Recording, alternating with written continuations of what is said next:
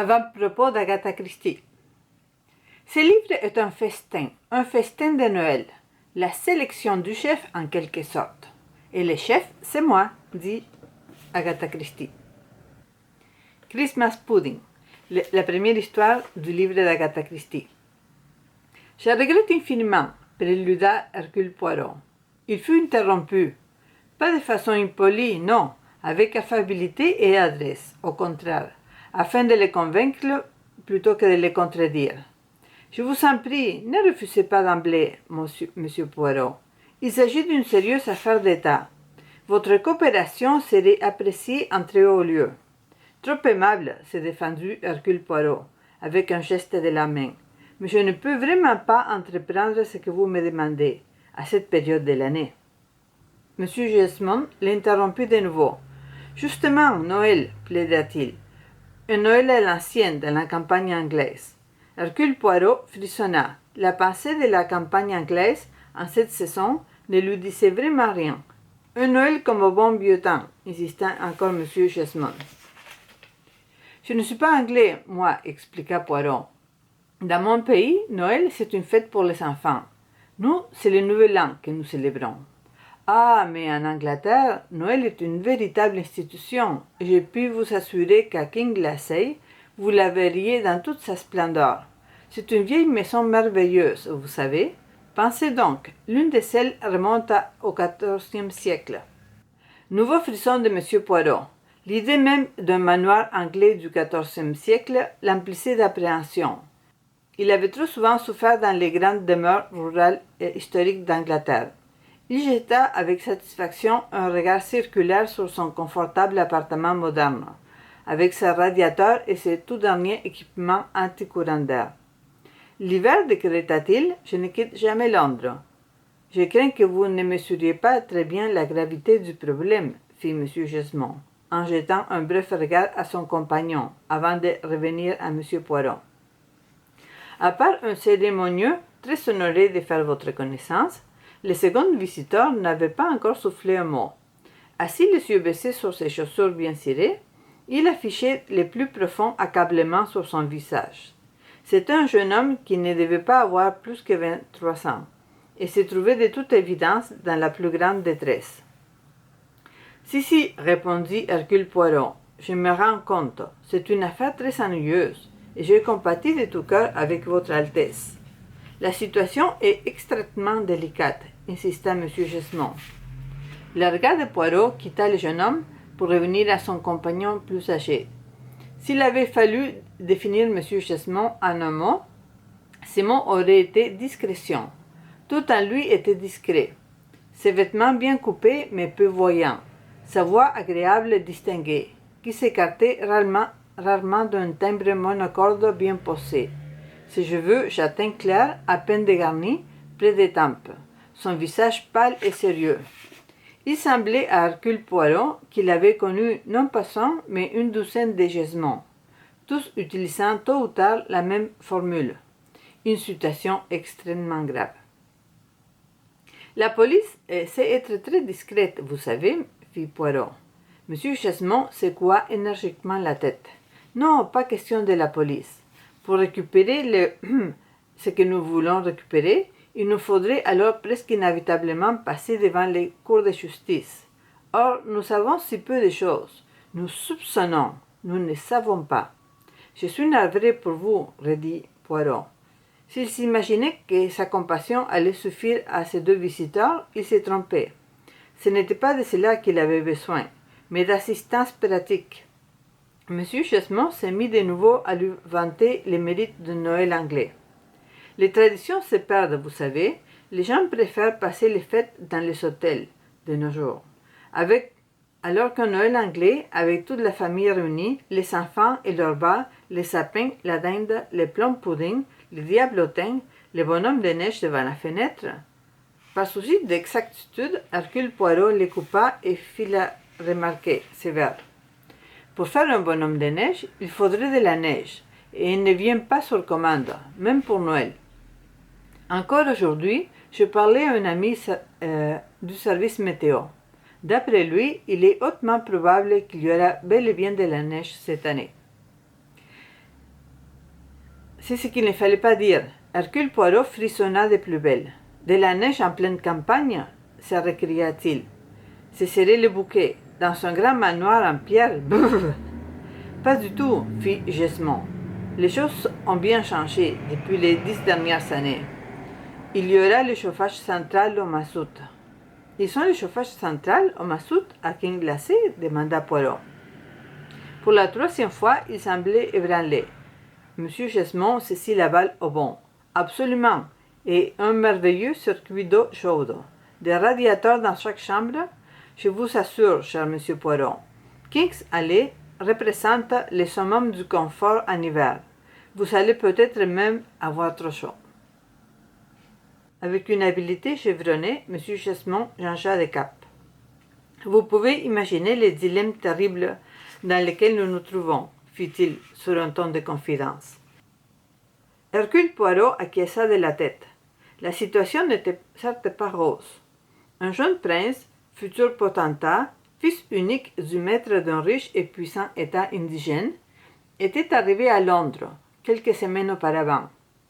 Son pays avait été traversé par une période de turbulence et de mécontentement. Bien que fidèle au père dont le style de vie était resté résolument oriental, l'opinion publique s'est montrée passablement méfiante envers les rejetons.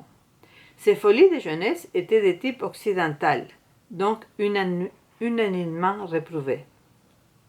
Récemment, toutefois, on avait annoncé ses fiançailles. Il devait épouser une cousine de la branche paternelle. Jeune femme qui, bien qu'éduquée à Cambridge, prenait garde de ne pas faire montre d'aucune influence européenne dans son propre pays.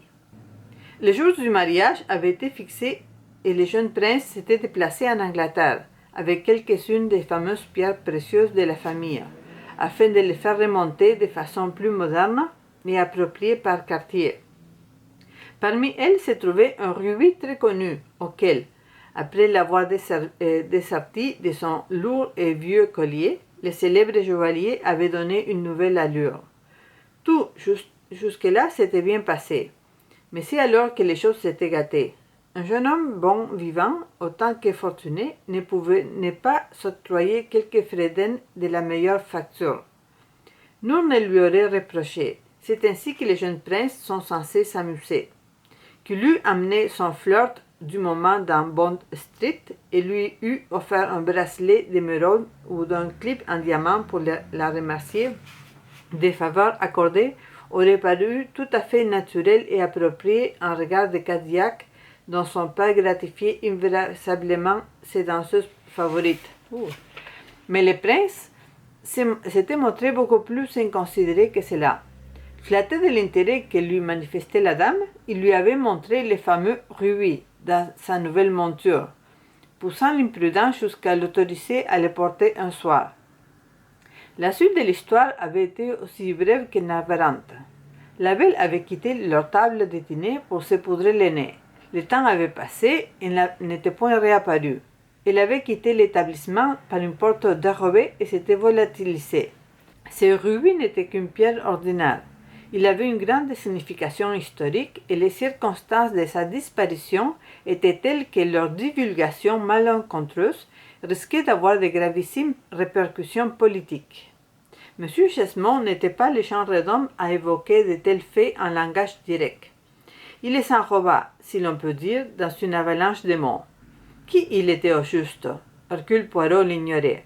Comme les autres Jesmond rencontrés au cours de sa carrière, s'il venait du ministère de l'Intérieur, de celui des Affaires étrangères ou de quelque autre service le plus ou moins occulte de l'administration, ne fut pas précisé. Il agissait dans l'intérêt du Commonwealth. Le rubis devait être retrouvé. Il n'y avait que M. Poirot, insista M. Jesmond, en toute délicatesse, qui put le retrouver. Oui, peut-être, reconnut Poirot, mais vous avez si peu d'éléments à me donner, des impressions, des soupçons, tout cela est bien maigre. Voyons, monsieur Poirot, cela ne dépasse sûrement pas vos compétences, qui sont illimitées.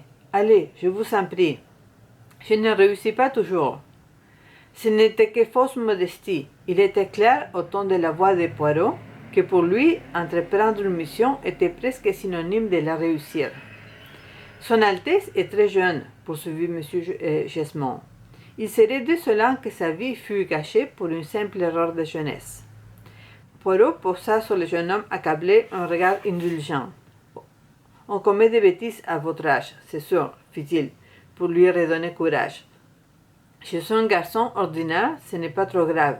Papa sort son porte-monnaie, l'avocat de la famille répare les dégâts, les frères Lucaire retient la leçon et tout est bien qui finit bien. Dans votre position, à vous, il en va autrement. Votre mariage tout proche. C'est ça, c'est exactement ça. Pour la première fois, les mots sortaient à profusion de sa bouche. Elle est très, très sérieuse, voyez-vous, et ne prend pas la vie à la légère. À Cambridge, elle a acquis des tas de grandes idées. Il faut développer l'éducation dans mon pays. Il faut bâtir les écoles. Il faut évoluer des quantités de choses. Tout cela au nom du progrès, de la démocratie. Rien ne sera plus jamais, d'après elle, comme au temps de mon père.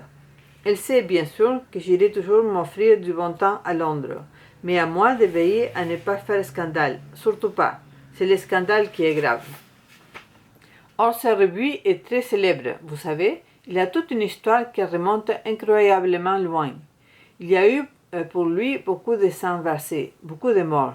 Des morts murmura Poirot, songeur. Il jeta un regard à M. Gesmond. J'espère bien que cela n'ira pas jusque-là. M. Gesmond émit un gloussement étrange, un peu comme une poule qui aurait décidé de pondre un œuf et se serait ravissée. Allons, évidemment pas, dit-il, d'un air pincé. Il n'est pas question de quoi que ce soit de ce genre, j'en suis sûr. Vous ne pouvez pas en être sûr, reprit Hercule Poirot. Quelle que soit la personne qui détient maintenant le rubis, d'autres vont peut-être vouloir s'en emparer. Ils n'iront pas par 4 chemins, très cher monsieur. Vraiment, c'est redit M. Gesmond, plus compassé que jamais. Je ne crois pas que nous devions nous laisser aller à des spéculations de ce genre. Elles ne sauraient nous être de quelque utilité. Eh bien moi, savez-vous, fit Poirot, plus belge que nature, je suis comme ces politiciens. J'explore toutes les voies possibles. M. Gesmond lui jeta un regard hésitant, puis se ressaisit. Alors je peux considérer que c'est entendu, M. Poirot? Vous irez à 15 lacets? Et comment expliquerai-je ma présence là-bas? Demanda ce dernier. Nous pourrions arranger cela très facilement, répondit Gesmond, avec un sourire confiant. Et vous ne me racontez pas d'histoire avec le chauffage central au mazout? Mais non, voyons, s'offusqua M. Gesmond.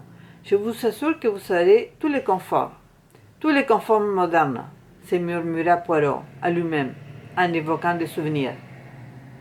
Eh bien, décida-t-il, j'accepte.